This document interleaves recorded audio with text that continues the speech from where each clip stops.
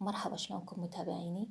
ومبارك عليكم الشهر، ينعاد عليكم بالخير والصحة والسلامة يا رب. راح أقدم وياكم مرقة الفاصوليا الخضراء. عندي هذا اللحم سالكته، بديت أحمسه ويا البصل. من بعد ما حمسته ويا البصل راح أضيف الفاصوليا الخضراء، قطعتها بهذا الشكل. راح أحمسها تقريبا 4 دقائق. من بعدها راح أضيف عليها تقريبا قلاص كامل من الماء وأتركها.